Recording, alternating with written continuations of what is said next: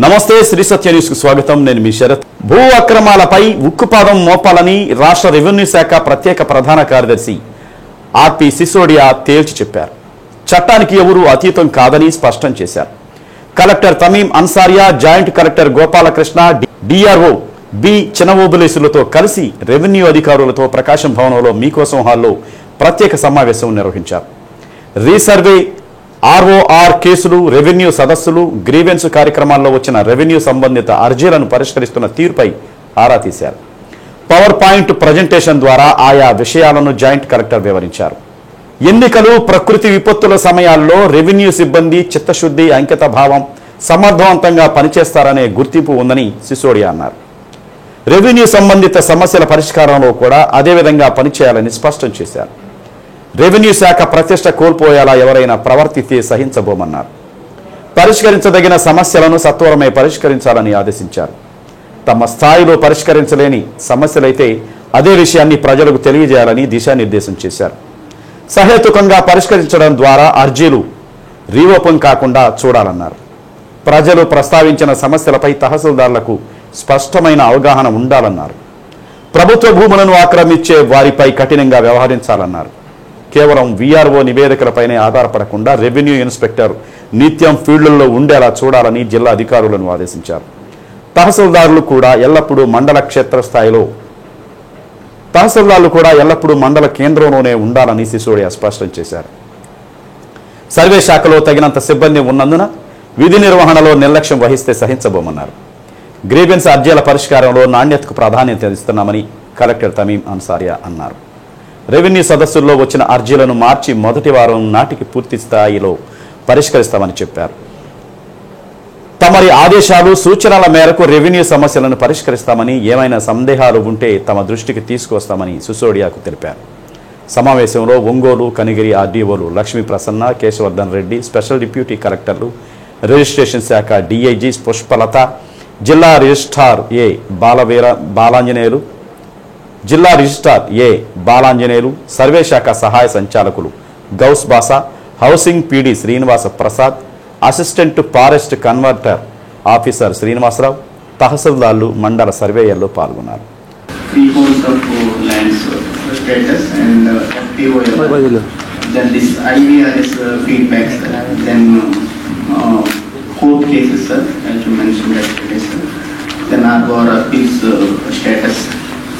Sir, if you can see after the bifurcation of the districts, sir, now Prakasam district have 38 mandals. Issue మీరు స్పెషల్గా focus పెట్టాలి. Keep visiting that mandal frequently. Then if I see next highest in markup is Tarlupadu ఏమన్నా చెప్పాలి. తార్లుపాడు enquiry చేసి మీకు report ఇస్తాము, లేకపోతే enquiry చేసి యాక్షన్ తీసుకుంటాను, అది ఆ ఎండోర్స్మెంట్ ఇట్లాంటిది ఒకటి. అలాంటి ఎండోర్స్మెంట్ నేను ఒప్పుకోను. యాక్షన్ ఎంక్వైరీ చేసి action will be taken in due course అని. ఏంటి డ్యూ కోర్స్? అది somebody has come to you, he has filed an application. చేయగలిగితే చేయండి.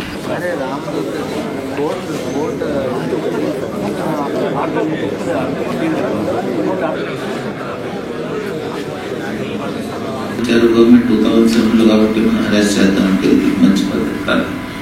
Lot of people come to me, sir మా ల్యాండ్ ఏది రీజన్ లేకుండా 22 ఏళ్ళు పెట్టారు.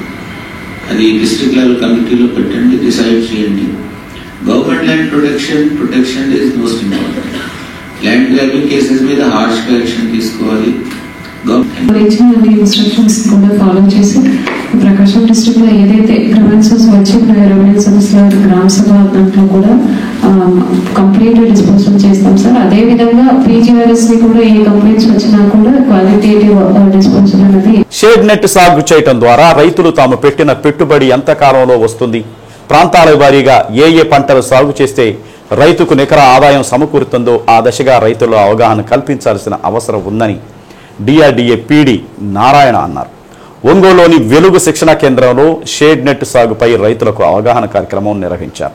షేడ్ నెట్ సాగు చేసే రైతుల్లో ఏ పంటలు సాగులో ఆదాయం వస్తుందనే నమ్మకం కలిగించి ప్రతి రైతులో షేడ్ నెట్ సాగు వల్ల ప్రయోజనం కలుగుతుందని భరోసా కల్పించాలని పీడీ అన్నారు. షేడ్ నెట్ సాగు చేసే రైతులకు 50% రాయితీపై యూనిట్లు అందజేయనున్నట్లు ఉద్యానవన శాఖ అధికారి తేజ తెలిపారు. సమీకృత ఉద్యానవన మిషన్ ద్వారా రాయితీ నగదు వస్తుందన్నారు. ప్రభుత్వం ఇచ్చే యూనిట్లు నెలకొల్పేందుకు రైతుకు కనీస ఎకరా పొలం ఉండాలని, సంవత్సరం పొడవునా నీటి వసతి కలిగి ఉండాలన్నారు. సాగు పట్ల ఆసక్తి ఉన్న రైతులు భూసార పరీక్షలు చేయించుకొని ఉండాలని తెలిపారు. షేడ్ నెట్ ద్వారా పంటలకు అనుకూలమైన పరిస్థితులు కల్పించడం జరుగుతుందన్నారు. అనుకూల ప్రతికూల పరిస్థితుల్లో కూడా షేడ్ నెట్ వ్యవసాయం చేయవచ్చునని చెప్పారు. కార్యక్రమంలో డిపిఎంలు డేవిడ్, సునీత, ఉన్నతి కోఆర్డినేటర్ భూపేంద్ర, ఏపీఎంలు, ఎఫ్పిఓలు, రైతులు పాల్గొన్నారు. నాకు చెప్పండి. ఇప్పుడు నాకు తెలిసి ఒక ఒంగోలు అనుకోండి, ఒంగోలు ఒక ఏరియాలో ఈ షేడ్ నెట్ ఒక దగ్గర స్టార్ట్ చేసాం. సో గవర్నమెంట్ సపోర్ట్ చేసింది, వాళ్ళు స్టార్ట్ చేశారు. ఎంత ఇది 3,22,000 ఇన్వెస్ట్మెంట్ స్టార్ట్ చేశారు. సబ్సిడీ వచ్చింది. వాళ్ళు పెట్టుబడి 1,60,000. ఆ పెట్టుబడి ఏ పంట వేస్తే ఎన్ని సంవత్సరాలు, దీని మెయింటెనెన్స్ ఏముంటుంది ఎక్స్ట్రా అంటే మీరు చేస్తున్న ఈ 2 నెలలు 3 నెలలు పంట కాల పరిమితి 2 నెలలు మెచ్యూరిటీ లేదు. వాళ్ళ మెయింటెనెన్స్ ఏముంటుంది? మనం నెట్ ఎప్పుడు మనం వాళ్ళ ఆదాయం చూపిస్తాం. వాళ్ళకి వచ్చిన ఇన్కమ్ లో నుంచి వాళ్ళ పెట్టుబడిని తీసేసిన తర్వాత వాళ్ళకి వచ్చే నికర ఆదాయాన్ని వాళ్ళకి చేరిన 1,61,000 చేరిన తర్వాత వచ్చే ఆదాయం మాత్రమే వాళ్ళ ఆదాయం. అది ఎప్పటి నుంచి ప్రారంభం అవుతుంది, ఎన్ని నెలలు, ఏ పంట అయితే ఎన్ని. నేను కీర దోశ చెప్పాను. కీర దోశ సంవత్సరాల తర్వాత వాళ్ళ రిటర్న్స్ వాళ్ళకి వచ్చేసి అంటే 1,60,000 వాళ్ళకి వెనక్కి వచ్చేసి ఆ 2 నెలల కాల పరిమితి తర్వాత మెచ్యూరిటీ పీరియడ్ తర్వాత సుమారు ఎంత ఆదాయం వచ్చే అవకాశం ఉన్నారు? నెలకి ఎంత ఆదాయం వచ్చే అవకాశం ఉన్నా వాళ్ళు కొంచెం జాగ్రత్తగా చేసుకుంటే వాళ్ళ మెయింటెనెన్స్ ఫోన్ అంతే కదా. మెయింటెనెన్స్ ఫోన్ వాళ్ళు పెట్టిన పెట్టుబడి మొత్తం తీసి వాళ్ళ చేతికి ఆదాయంగా వచ్చే అమౌంట్ వచ్చేసి 15,000 అంటే ఎన్ని నెలలు వచ్చింది సార్ మ్యాక్సిమం? ఎన్ని నెలలు మ్యాక్సిమం? అట్లా ఎన్ని ఉద్యానాభివృద్ధి మిషన్ అనే స్కీమ్ ద్వారా మనకి రైతులకి రాయితీలు అందించడం జరుగుతుంది. మాక్సిమం లిమిట్ 1 ఎకరా దాకా ఒక రైతు వేసుకోవచ్చు. మనకి ఇప్పుడు చెప్పినటువంటి షేడ్ నెట్లు కొంచెం 8 ఎకరాల్లో 500 స్క్వేర్ మీటర్స్ అంటే కొంచెం చిన్నవి. దీనికి ఎలిజిబిలిటీ ఒంగోలు నగర శివారులోని ఎన్ అగ్రహారం గ్రామంలో గతంలో పేదలకు కేటాయించిన ఇళ్ల స్థలాలు లేఅవుట్ ని సిసోడియా పరిశీలించారు. దీనికి సంబంధించిన వివరాలను జాయింట్ కలెక్టర్ గోపాలకృష్ణ సిసోడియాకు వివరించారు. ఈ సందర్భంగా వారి వెంట housing PD Srinivas Prasad, RDO Lakshmi Prasanna, municipal commissioner Venkateswararao, తహసీల్దార్ వాసు తదితరులు పాల్గొన్నారు.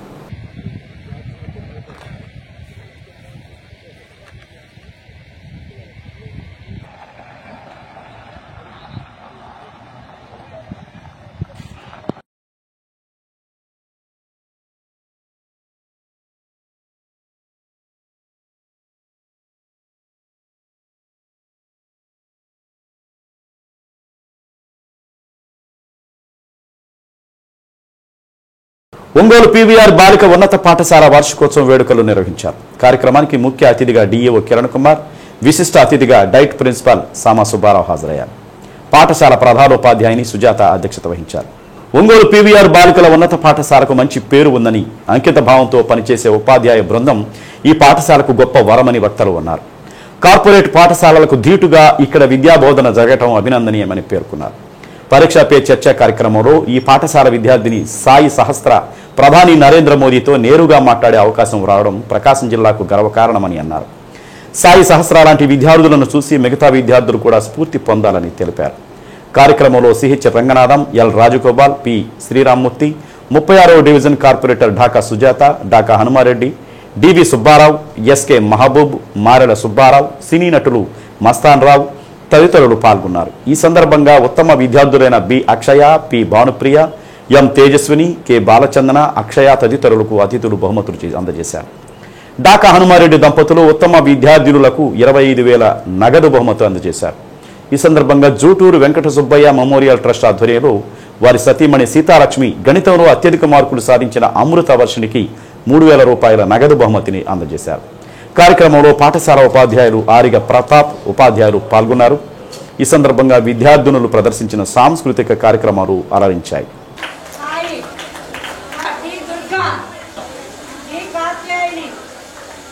ఇంకో విషయం నా ఉద్దేశం సాయి గమనించండి. సో మట్టిలో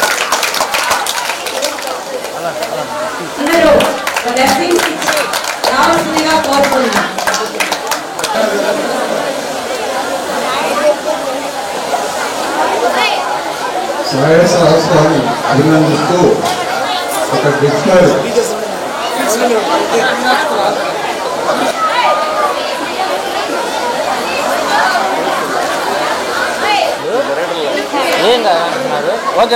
ఇప్పుడు మన ప్రతిభ అవార్డులో దాత అయిన చెక్క రంగనాథన్ గారు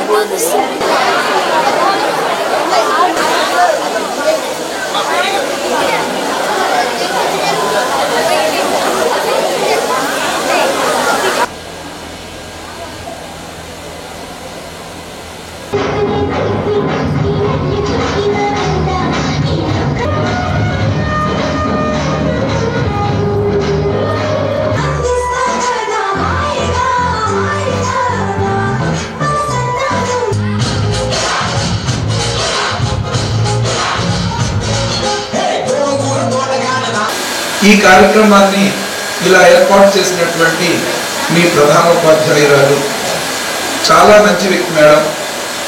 ఆమె ఏనాడు అయినా సరే ఫోన్ చేసి అమ్మ ఇట్లా కలెక్టర్ ప్రోగ్రామ్ ఉంది,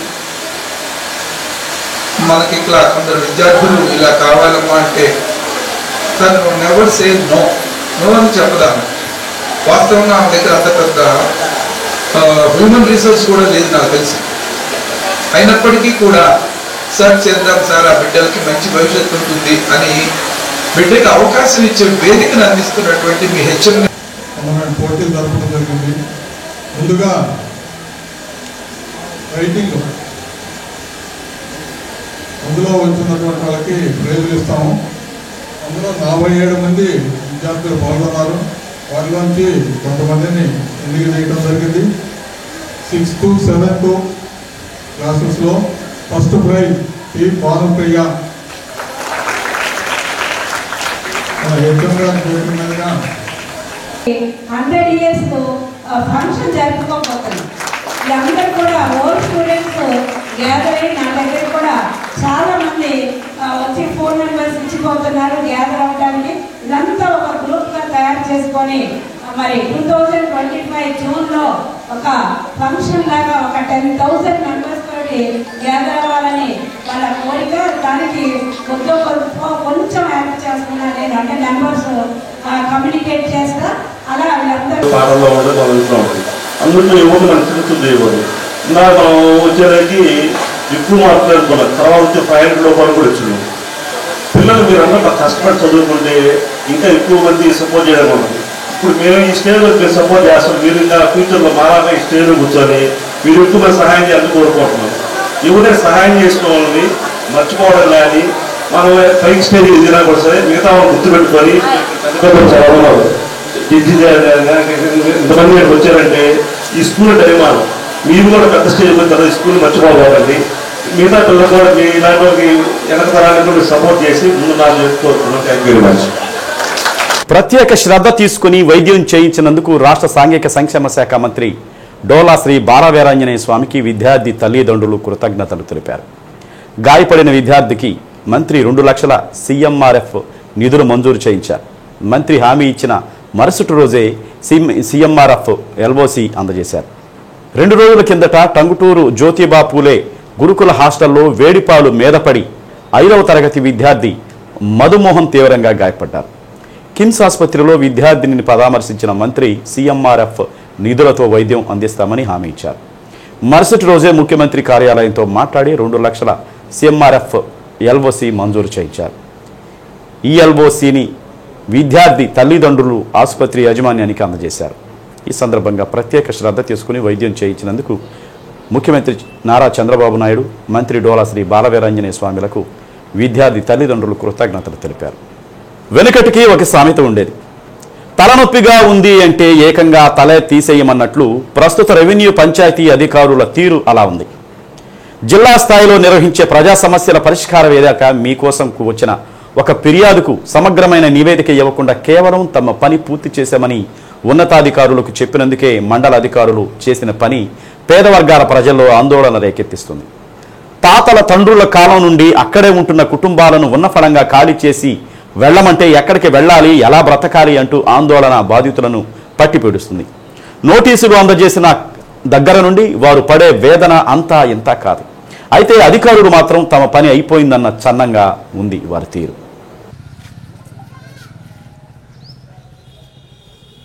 కొత్తపట్నం మండలం అల్లూరు గ్రామంలో గ్రామ సర్వే నెంబర్ 383, 386లో దశాబ్దాల కాలం నుండి వివిధ పేద వర్గాలు మొదటిలో తాత్కాలిక నివాసాలు, తరువాత మారుతున్న పరిస్థితులకు తగ్గట్లు శాశ్వత నివాసాలు ఏర్పాటు చేసుకుని జీవనం సాగిస్తున్నారు. కూలీ నాలి పనులతో పాటు ఇతర ఉపాధి అవకాశాలు చేసుకుంటూ జీవనం సాగించే వర్గాలపై పిడుగులాంటి వార్త ఆందోళన కలిగించింది. గ్రామానికి చెందిన ఒక వ్యక్తి తాను శ్మశానంలో కొంత స్థలాన్ని ఆక్రమిస్తే గ్రామస్తుల ఫిర్యాదుతో అధికారులు తొలగించి అక్కడ శవాలను పూడ్చిపెట్టారని, అందువల్ల తనకు పశువులను ఉంచేందుకు స్థలం మంజూరు చేయాలని కోరడం జరిగింది.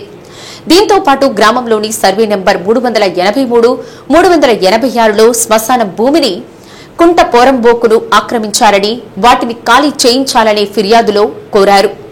మీకోసంలో వచ్చిన ఫిర్యాదులు విచారించి నివేదిక ఇవ్వాలని ఉన్నతాధికారులు మండల అధికారులను ఆదేశించారు. క్షేత్రస్థాయిలోని వాస్తవ పరిస్థితిని నివేదించకుండా ఫిర్యాది కోరినట్లు ఎంతో కాలంగా ఆ ప్రాంతాన్ని నమ్ముకుని శాశ్వతంగా ఉంటున్న వారికి నోటీసులు జారీ చేసి తమ చేతులు దులుపుకున్నారు.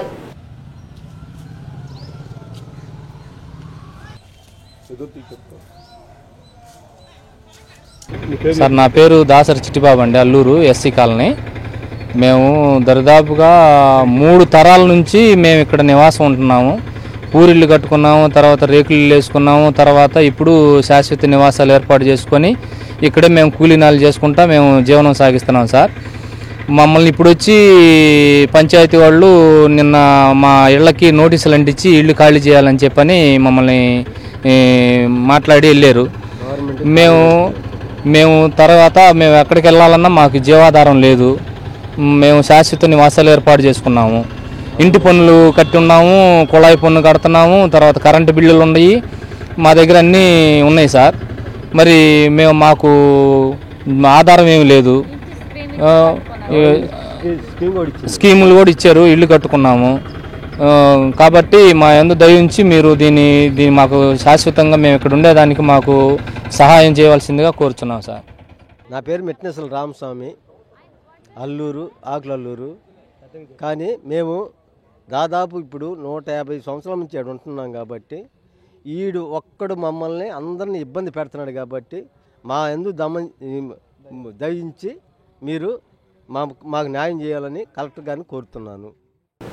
ఎంతో కాలం నుండి సర్వే నంబర్ 383, 386లో స్థలాన్ని ఆధారం చేసుకుని 50 నుండి 60 కుటుంబాలు జీవిస్తున్నారు. వీరికి ప్రభుత్వం మంజూరు చేసే శాశ్వత గృహాలు మంజూరు చేశారు. ప్రభుత్వం ఇచ్చిన రుణాలతో ఇల్లు నిర్మించుకుని నివాసం ఉంటున్నారు. వీరితో పాటు మరికొంతమంది నిర్మించుకున్న ఇళ్లకు పంచాయతీ పాలకవర్గం ప్లాన్ ఆమోదించడంతో పాటు కావలసిన అన్ని అనుమతులు ఇచ్చారు. దశాబ్దాలుగా ఆ ఇళ్లకు ఇంటి పన్నుతో పాటు అన్ని రకాల రుసుములు పంచాయతీకు చెల్లిస్తున్నారు. వీటితో పాటు నీటి కుళాయిలు పంచాయతీ ఏర్పాటు చేసింది. ప్రభుత్వం వీరు నివసిస్తున్న ప్రాంతాల్లో సిమెంట్ రోడ్ల నిర్మాణంతో పాటు మౌలిక వసతులు కల్పించారు. వీరందరికీ నోటీసులు జారీ చేసి ఇల్లు కూల్చివేసి మీరే సంబంధిత కార్యాలయంలో నిర్దేశించిన గడువులోపు తెలపాలని నోటీసులు జారీ చేయడం జరిగింది. వీరితో పాటు ఆ ప్రాంతంలో ఎప్పటి నుండో ఉన్న చర్చి, గుడికి కూడా నోటీసులు జారీ చేయడం మరీ విడ్డూరంగా ఉంది. ఒకవైపును పంచాయతీ అనుమతితో ఇళ్ల నిర్మాణాలు చేస్తుంటే ఇదే ఇళ్లకు నోటీసులు ఇచ్చారంటే వారు ఎంత బాధ్యతాయుతంగా పనిచేశారో ఇట్టే అర్థమవుతోంది. అల్లూరు గ్రామం దాదాపు 100-150 సంవత్సరాల నుంచి ఇల్లు స్థిర నివాసం ఏర్పరచుకుని ఉన్నారు. ఇక్కడ ఇప్పుడు వచ్చి నోటీసులు అంటించి ఇల్లు తీసేయమంటున్నారు. కానీ మా బాధలు ఆలకించే వాళ్ళు ఎవరు లేరు. మమ్మల్ని ఆదుకోవాల్సిందిగా మేము కోరుచున్నాం. దాదాపు 60-70 ఇళ్ళు ఉన్నాయండి ఇక్కడ. ఈ 60-70 ఇళ్ళు మమ్మల్ని ఆదుకుంటే మాకు ఇది ఆధారు ఎక్కడ లేదండి. ఆధారు లేకుండా ఉన్నాము. మమ్మల్ని ఆదుకోవాల్సిందిగా కోరుచున్నాం. కలెక్టర్ గారికి కూడా ఒకసారి కలెక్టర్ గారికి కూడా అర్జీ ఇచ్చున్నాం. గత 3 తరాలుగా ఇదే ప్రాంతంలో నివాసం ఉంటున్నాం. ఇప్పటికిప్పుడు నోటీసులు ఇచ్చి ఖాళీ చేయమంటే ఎక్కడికి పోవాలని బాధితులు ఆందోళన వ్యక్తం చేస్తున్నారు. ప్రభుత్వం మంజూరు చేస్తే ఇల్లు కట్టుకున్నాము. ఎంతో కాలం నుండి ఇళ్లకు పన్నులు కడుతున్నాం. విద్యుత్ బిల్లులు చెల్లిస్తున్నాం. ఉన్న ఫలంగా ఎవరో ఫిర్యాదు చేశారని మమ్మల్ని ఇల్లు ఖాళీ చేయమని అనడం చాలా బాధాకరమన్నారు. ఎవరో ఫిర్యాదు చేశారని మమ్మల్ని ఇంతమందిని బాధించడం ఎంతవరకు సమంజసం? జిల్లా కలెక్టరే మాయందు దయవుంచి న్యాయం చేయాలని బాధితులు వేడుకుంటున్నారు. 59 మందికి నోటీసులు ఇచ్చారు. ఇందులో ఇళ్ల స్కీమ్ కూడా ఇచ్చింది. ఇళ్ల స్కీమ్ కూడా ఇచ్చి ఇల్లు కట్టుకొని ఉన్నారు. ఇల్లు కట్టుకొని ఉన్న వాళ్ళని కూడా వాడు ఇబ్బంది పెడుతున్నాడు. పెట్టుకున్న వాళ్ళని మీరు మా యందు దయించి మీరు. కలెక్టర్ గారికి నమస్కారం చేస్తున్నాం సార్. మేము 100 సంవత్సరాల నుంచి ఉంటున్నాం. తాతల తరాల నుంచి ఉంటున్నాము. మేము 4వ తరము. ఈ 4వ తరాన్ని నుంచి మేము ఉంటున్నాం. ఇప్పుడు వచ్చి మమ్మల్ని తీసేయమని నోటీసులు ఇస్తున్నారు సార్. మేము ఎక్కడికి బాగాలి ఆడకు బాగాలో మాకు తెలియట్లేదు.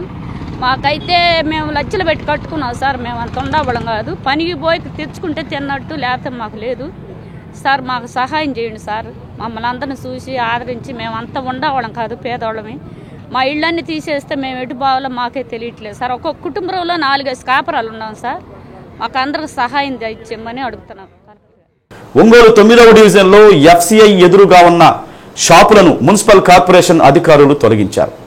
ఈ ఘటనపై ఒంగోలు నియోజకవర్గ వైసీపీ ఇన్ఛార్జి చుండూరి రవిబాబు, కార్పొరేటర్ మహమ్మద్ ఇమ్రాన్ ఖాన్ బాధిత షాపు యజమానులను పరామర్శించి వారికి న్యాయపరంగా అన్ని విధాల సహాయాన్ని అందిస్తామని హామీ ఇచ్చారు. కార్యక్రమంలో డివిజన్ అధ్యక్షులు పూర్ణ వెంకటరెడ్డి, జిల్లా ఆర్గనైజింగ్ సెక్రటరీ కమ్మ సురేష్, సీనియర్ నాయకులు శ్రీమన్నారాయణ, ఒంగోలు యూత్ ప్రెసిడెంట్ మలిశెట్టి దేవ నాయకులు పాల్గొన్నారు.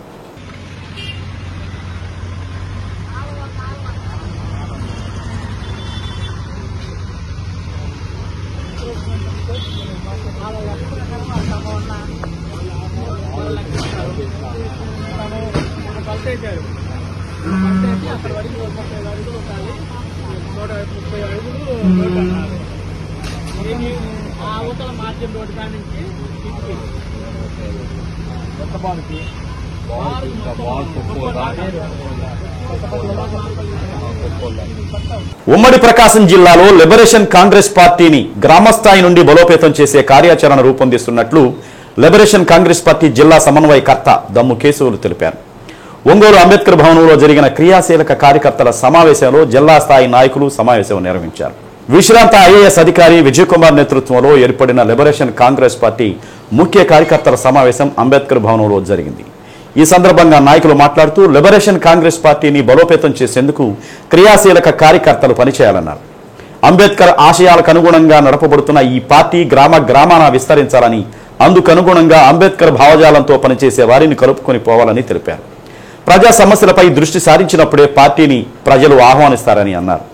కార్యక్రమంలో విజేంద్ర బహుజన్, నియోజకవర్గ ఇన్ఛార్జీలు కనపర్తి శివరాం, రాష్ట్ర కార్యవర్గ సభ్యులు కొండేపి ఇన్ఛార్జి ఎం బొద్దకోటి, దమ్ము వెంకటేష్, శోభన్ బాబు, శీలం రవి, బత్తుల రమణమ్మ, బత్తుల రమణయ్య తదితరులు పాల్గొన్నారు. స్థాపించి ఏడాదైన సందర్భంగా అధ్యక్షులు దళాధిపతి విజయ్ కుమార్ ఐఏఎస్ గారి ఆదేశాల మేరకు ఈ ప్రకాశం జిల్లాలో పార్టీని బలోపేతం చేయడం, సంస్థాగత నిర్మాణాన్ని పటిష్టం చేయడం గురించి ప్రకాశం జిల్లా సమన్వయకర్త దమ్ము కేశవులు గారి ఆధ్వర్యంలో ఈ కార్యక్రమాన్ని నిర్వహించడం జరుగుతుంది. దానిలో భాగంగా అన్ని నియోజకవర్గాల నుంచి, ఉమ్మడి ప్రకాశం జిల్లాలోని అన్ని నియోజకవర్గాల నుంచి మేమందరం కూడా సమావేశమై ఈ లిబరేషన్ కాంగ్రెస్ పార్టీని పేదల కోసం, పేదల కొరకు, పేదలే తమ రాజ్యాన్ని పరిపాలించుకునేలాగా ఒక నూతన సిద్ధాంతాన్ని సృష్టించి అన్ని కులాల్లోని పేదలకి ఈ రాజ్యాధికారం యొక్క రుచిని ఏర్పాటు చేయాలని ప్రకాశం జిల్లా లిబరేషన్ కాంగ్రెస్ పార్టీ సమన్వయకర్తగా నన్ను నియమించి ఉన్నారు. ఈరోజు మన రాష్ట్రంలో లిబరేషన్ కాంగ్రెస్ పార్టీ 2024 ఏప్రిల్ 14వ తారీఖున గుంటూరులోని నాగార్జున యూనివర్సిటీ ఆపోజిట్లో పార్టీ స్థాపించడం జరిగింది.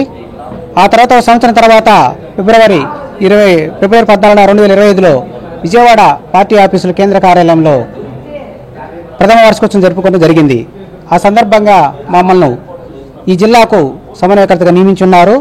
ప్రకాశం జిల్లాలో ఈ లిబరేషన్ కాంగ్రెస్ పార్టీ నియోజకవర్గ స్థాయి, మండల స్థాయి, గ్రామ స్థాయి వరకు కమిటీలు నియమించి ప్రజా సమస్య శాండు, వైను, మైను మొత్తం వాళ్ళు గుప్పిట్లో పెట్టుకొని వాళ్ళు కోటీశ్వరులుగా ఉండి మిగిలిన వాళ్ళని మరింత పేదలుగా చేసి వాళ్ళు స్టోర్ బియ్యం నెల నెల స్టోర్ బియ్యం అడుక్కునేవాళ్ళుగా, ఓటమ్ముకునేవాళ్ళుగా, చిన్న చిన్న బలహీనతలకి లోనవి, తాగుడికి బానిసవి, రకరకాలుగా మానసిక బలహీనతలకి గురి చేసి ఎప్పుడు వాళ్ళు పాలితులుగానే ఉండేలాగా, వాళ్ళిద్దరూ ఎప్పుడు పాలకులుగా ఉండేలాగా ఒక భయంకరమైన కుట్ర ఈ రాష్ట్రంలో జరుగుతూ ఉంది. అది అమలు చేస్తూ ఉన్నారు. మరి ముఖ్యంగా ఈ భారత రాజ్యాంగంలో డాక్టర్ బాబాసాహెబ్ అంబేద్కర్ మన జనాభా నిష్పత్తి ప్రకారం ఎస్సీల జనాభా 18% అనేటువంటిది ఉంది. ఆ 18% అనేటువంటిది కేంద్ర రాష్ట్ర ప్రభుత్వాలు రిజర్వేషన్ పెంచాలని, అదేవిధంగా బడ్జెట్లో ఎస్సీ ఎస్టీలకి మరి 90 లక్షల కోట్లు బడ్జెట్ని 90,000 కోట్లు బడ్జెట్ని కేటాయించాలని చెప్పి, అదేవిధంగా ఉద్యోగ రంగాల్లో ఎస్సీ ఎస్టీలకి ప్రాధాన్యత కల్పించాలని చెప్పి, మరీ ముఖ్యంగా హాస్టల్లో మరి మెరుగైనటువంటి సౌకర్యాలు కల్పించాలి. మరి టంగుటూరులో నిన్న గురుకుల పాఠశాలలో ఒక 5వ తరగతి విద్యార్థిమైన మరి పాలు పోసారు. అక్కడ ఉన్నటువంటి ప్రిన్సిపాలు, అక్కడ ఉన్న సిబ్బంది నిర్లక్ష్యం వల్ల ఆ విద్యార్థి మీద పడి Ongole CBN reading room and club ఎన్నికలకు సంబంధించి 2 ప్యానెల్తో పాటు మరికొందరు ఇండిపెండెంట్లుగా పోటీ చేస్తున్నారని ఎన్నికల అధికారి చెల్లార సుబ్బారావు తెలిపారు. ఎన్నికల తుది జాబితాను ప్రకటించారు.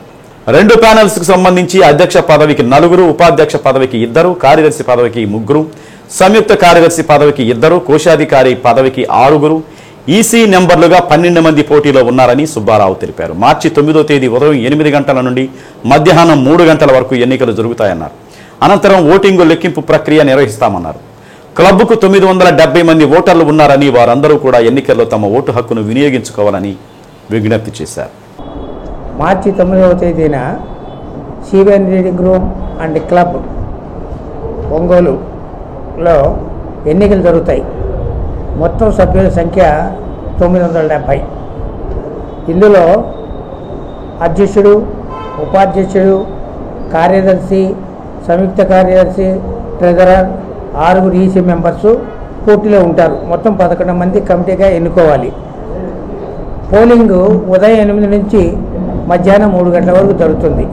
అంచేత సభ్యులందరూ కూడా ఉదయం 8 గంటలకే వచ్చి ప్రశాంతంగా ఓటింగ్లో పాల్గొనాలని నా విజ్ఞప్తి.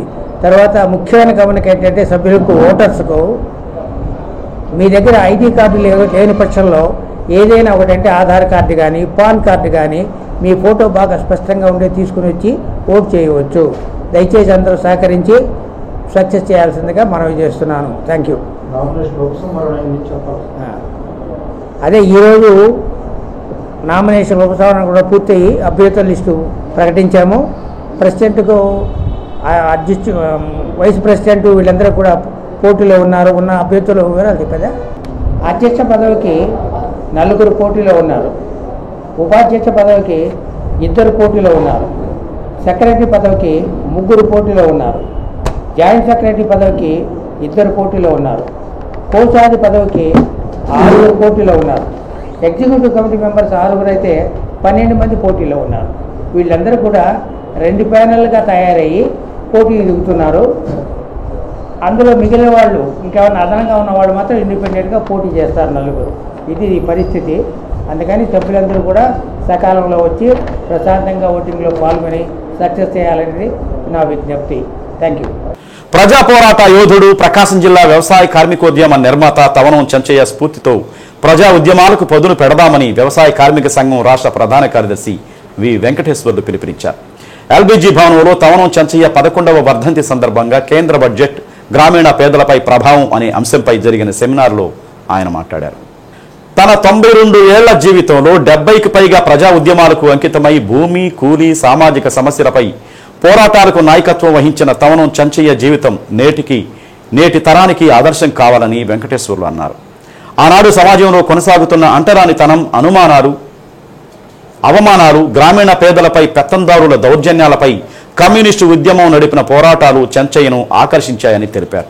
కార్యక్రమంలో వ్యవసాయ కార్మిక సంఘం సీనియర్ నాయకులు జాల అంజయ్య, సంయుక్త కిసాన్ మోర్చా జిల్లా convener Chunduru Rangarao, SK Mabu, Kankanala Anjaneyulu, Nerusula Venkateswarlu, KG Mastan, Usa Venkateswarlu, Mondru Anjaneyulu, Ubba Venkateswarlu, Vellampalli Anjaneyulu, Badugu Venkateswarlu, Gumma Balanagaiah, Y Veeranayanala, Kankanala Venkateswarlu, Kankanala Ramadevi తదితరులు పాల్గొన్నారు. 2001 వచ్చినప్పుడు చాలా చిన్న వయసు, అనుభవం తెలియదు కూడా. ఆయన జిల్లాలో వ్యవసాయ కార్మిక సంఘ ఉద్యోగులు చనిపోయేదాకా వ్యవసాయ కార్మిక సంఘానికి అధ్యక్షుడిగాను కార్యదర్శిగాను ఉన్నారు. ఆయన ఆశయం ఏమిటంటే నేను చనిపోయేదాకా ఈ సంఘంలో ప్రధానమైన బాధ్యతలో ఉండాలి. అంటే ఈ సంఘం మీద ఉన్న ప్రేమ అంటే దాని అర్థం ఏమిటంటే అట్టడుగున ఉన్నటువంటి దళితులు, గిరిజనులు, పేదలు, బలహీన వర్గాల ప్రజల మీద ఆయనకు ఉన్నటువంటి అమితమైనటువంటి ప్రేమ, అభిమానం ఎంత ఉందో దాన్ని బట్టి మనకు అర్థమవుతుంది. అందుకోసారి జీవిత చరిత్ర చదివితే చిన్న వయసు నుంచే తిరుగుబాటు అనేది ఆయన జీవిత అనుభవంలో మనకు కనిపిస్తుంది. చంచయ్య గారు ఈ జిల్లాలో 1930 ప్రాంతాల నుంచి దాదాపు 90 ఏళ్ల పాటు జీవించి అందులో 70 ఏళ్ల పాటు ప్రజా ఉద్యమాల కోసం ఆయన తన జీవితాన్ని సర్వస్వం త్యాగం చేశారు. ప్రధానంగా ఆయన ఆ రోజుల్లో సమాజంలో ఉన్నటువంటి అంటరానితనం, అవమానాలకి వ్యతిరేకంగా పోరాడారు. కష్టజీవులకి భూమి పంపిణీ చేయాలని, కూలి పెంచాలని, ఇటువంటి అంశాల మీద అనేక సామాజిక ఉద్యమాలకు నాయకత్వం వహించారు. అటువంటి పోరాటాల ద్వారా ఈ జిల్లాలో వేలాది ఎకరాలు పేద ప్రజానీకానికి పంపిణీ చేయటంలో ఆయన ముందు నిలబడ్డారు. అంతేకాకుండా 2 సార్లు శాసనసభ్యుడిగా ఉండి అత్యంత నిరాడంబర జీవితాన్ని ఈ జిల్లాలో ఆయన గడిపారు.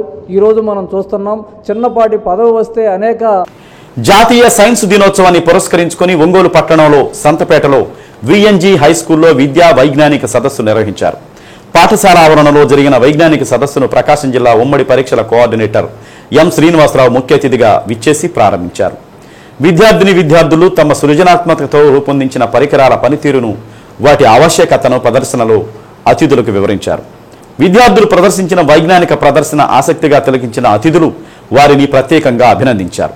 ఇటువంటి సైన్స్ ఎగ్జిబిషన్ నిర్వహణ వల్ల విద్యార్థుల్లో సృజనాత్మకత, మేధోశక్తి మెరుగుపడతాయని శ్రీనివాసరావు అన్నారు. విద్యార్థులు సరికొత్త ఆలోచన విధానాలతో ముందుకు నడవాలని సూచించారు. మారుతున్న కాలానికి అనుగుణంగా సాంకేతికతను అందిపుచ్చుకుని విద్యారంగంలో ఉన్నత శిఖరాలను అధిరోహించాలని తెలిపారు. వైజ్ఞానిక ప్రదర్శనలో సుమారు 60 ప్రాజెక్టులను విద్యార్థులు ప్రదర్శనలో ఉంచారు. విద్యా వైజ్ఞానిక సదస్సును పాఠశాల కరెస్పాండెంట్ కొల్లా మాధవరావు పర్యవేక్షించారు. కార్యక్రమంలో పాఠశాల అధ్యాపకేతర సిబ్బంది, విద్యార్థులు, తల్లిదండ్రులు పాల్గొన్నారు.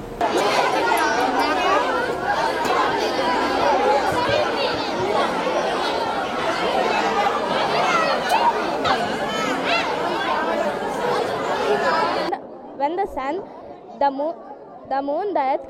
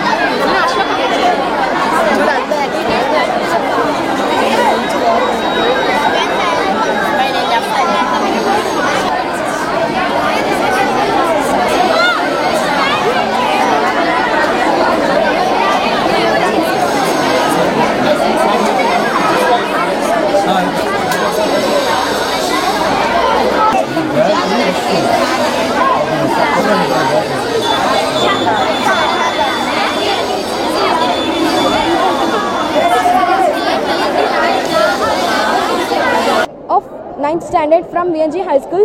Today our school conducting science fair and I have submitted a project named Pamban Bridge, which is located in the Rameshwaram.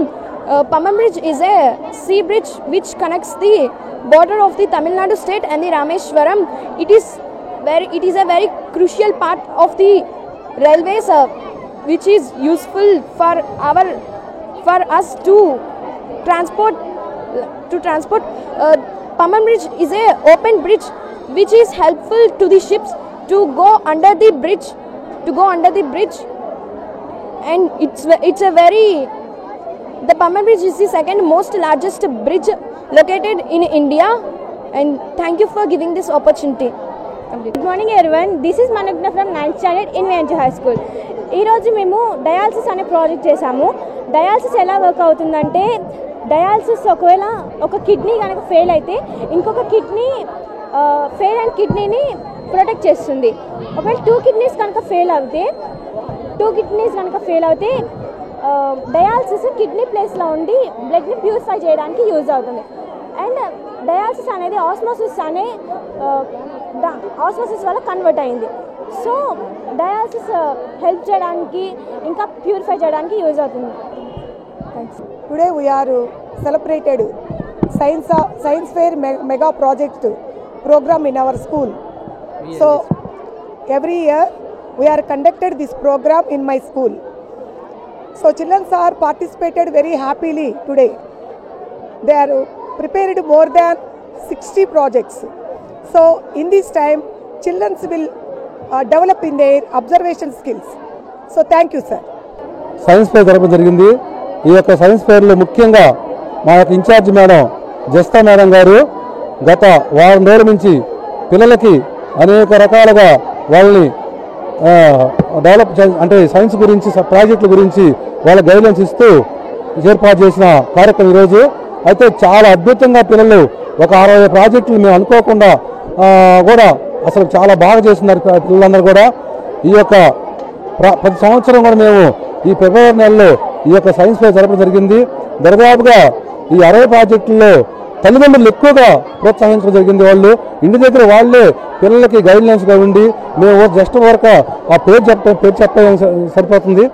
వాళ్ళలో తెలియకుండా ఎంతో పరిజ్ఞానం, అంటే వాళ్ళు ఇంత అనుభవం, అంటే సైన్స్ గురించి ఎంత డెవలప్ ఆ పిల్లలు తెలియకుండా. అందువలన విద్యార్థులతో పాటు తల్లిదండ్రులుగా ఉపాధ్యాయులు కానీ విద్యార్థులను ఎంతో ఈ సైన్స్ మీద వాళ్ళని డెవలప్ చేయాల్సిన అవసరం ఉంది. స్కూల్లో కూడా సైన్స్ టీచర్లు అందరూ కూడా ఈ యొక్క సైన్స్ ఫేర్ సంబంధించి వాళ్ళు తోడ్పడిన ప్రత్యేక అభినందన తెలుపుతున్నాం. సైన్స్ డే జరిగింది.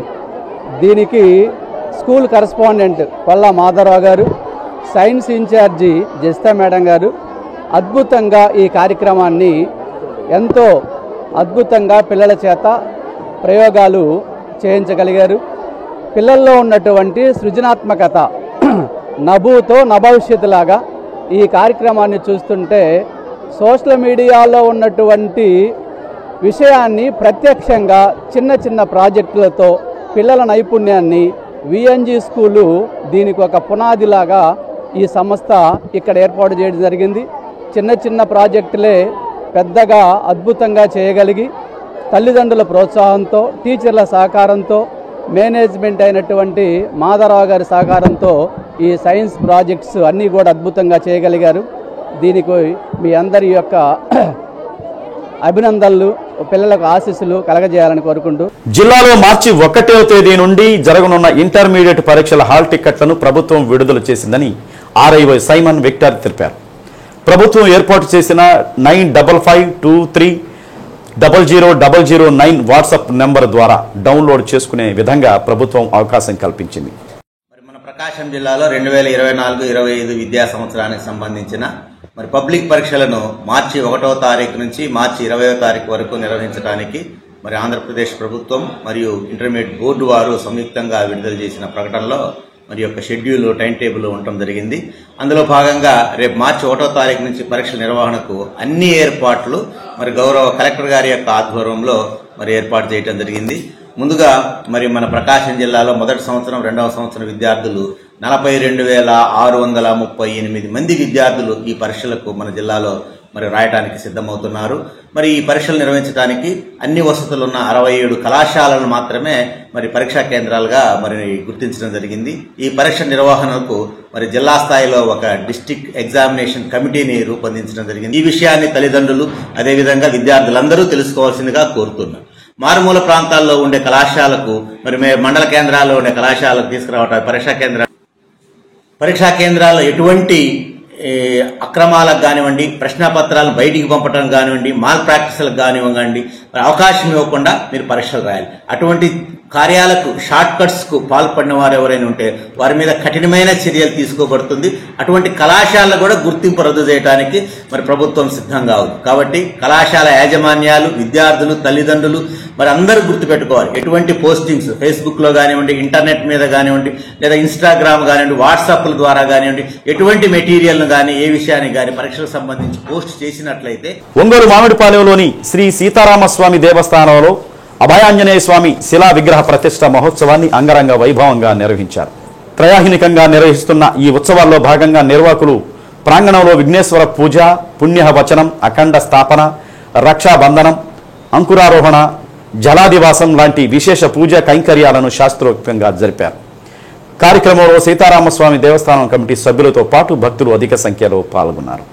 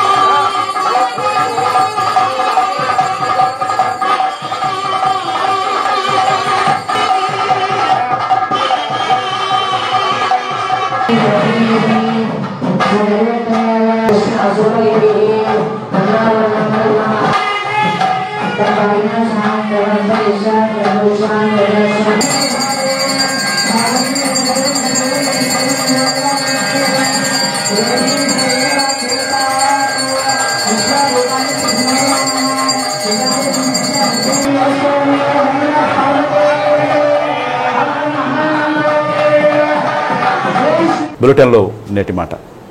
మనది కాని పెద్ద బంగ్లాలో బలవంతంగా ఉండడం కన్నా మనదైన పూరి గుడిసెలో స్వేచ్ఛగా బ్రతకడం ఎంతో ఉత్తమం. శ్రీ సత్య న్యూస్ ఇంతటితో సమాప్తం. తిరిగి మరో బులెటిన్లో కలుసుకుందాం. అంతవరకు కీప్ వాచింగ్ శ్రీ సత్య న్యూస్.